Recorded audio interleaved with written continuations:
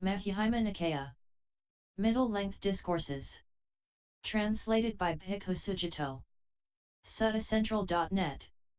Middle Discourses 58. With Prince Abhaya. So I have heard. At one time the Buddha was staying near Rajagaha, in the bamboo grove, the squirrels' feeding ground. Then Prince Abhaya went up to Niganthanataputta, bowed, and sat down to one side. Niganthanataputta said to him, "Come, Prince, refute the ascetic Gautama's doctrine. Then you will get a good reputation." Prince Abhaya refuted the doctrine of the ascetic Gautama, so mighty and powerful. "But sir, how am I to do this?" "Here, Prince, go to the ascetic Gautama and say to him, 'Sir, might the realized one utter speech that is disliked by others?'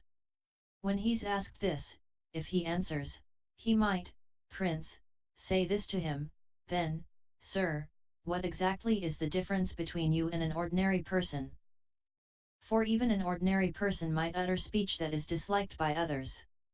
But if he answers, he would not, Prince, say this to him, then, 'Sir, why exactly did you declare of Devadatta?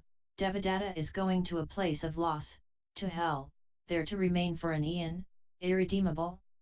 Devadatta was angry and upset with what you said. When you put this dilemma to him, the Buddha won't be able to either spit it out or swallow it down. He'll be like a man with an iron cross stuck in his throat, unable to either spit it out or swallow it down." "Yes, sir," replied Abhaya. He got up from his seat, bowed, and respectfully circled Niganthanataputta, keeping him on his right. Then he went to the Buddha, bowed, and sat down to one side. Then he looked up at the sun and thought, "It's too late to refute the Buddha's doctrine today. I shall refute his doctrine in my own home tomorrow." He said to the Buddha, "Sir, may the Buddha please accept tomorrow's meal from me, together with 3 other monks." The Buddha consented in silence. Then, knowing that the Buddha had consented, Abhaya got up from his seat, bowed, and respectfully circled the Buddha, keeping him on his right, before leaving. Then when the night had passed, the Buddha robed up in the morning and, taking his bowl and robe, went to Abhaya's home, and sat down on the seat spread out. Then Abhaya served and satisfied the Buddha with his own hands with a variety of delicious foods. When the Buddha had eaten and washed his hand and bowl, Abhaya took a low seat, sat to one side, and said to him, "Sir, might the realized one utter speech that is disliked by others?" "This is no simple matter, Prince.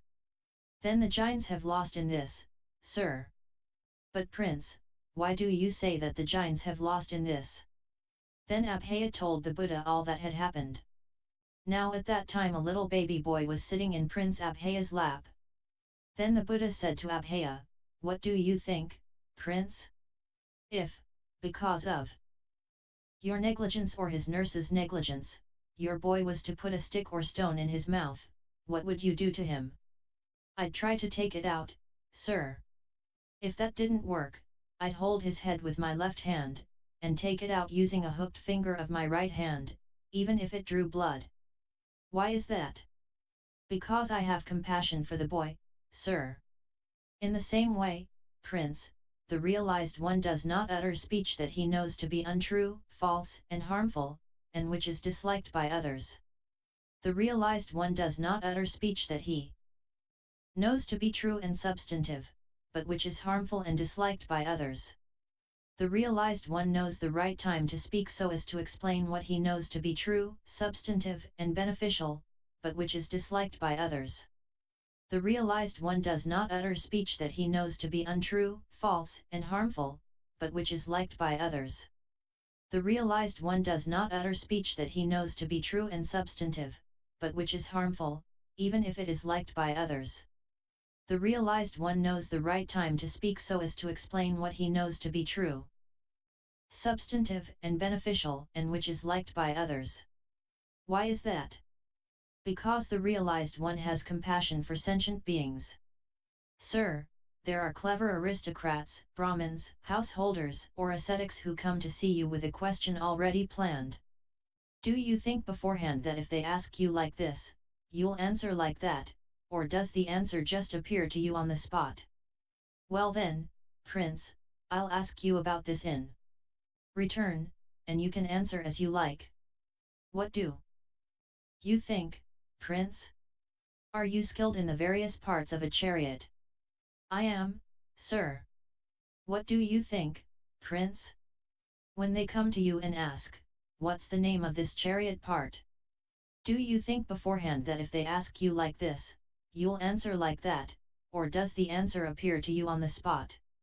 Sir, I'm well known as a charioteer skilled in a chariot's parts. All the parts are well known to me. The answer just appears to me on the spot. In the same way, when clever aristocrats, Brahmins, householders, or ascetics come to see me with a question already planned, the answer just appears to me on the spot. Why is that? Because the realized one has clearly comprehended the principle of the teachings, so that the answer just appears to him on the spot. When he had spoken, Prince Abhaya said to the Buddha, "Excellent, sir. Excellent.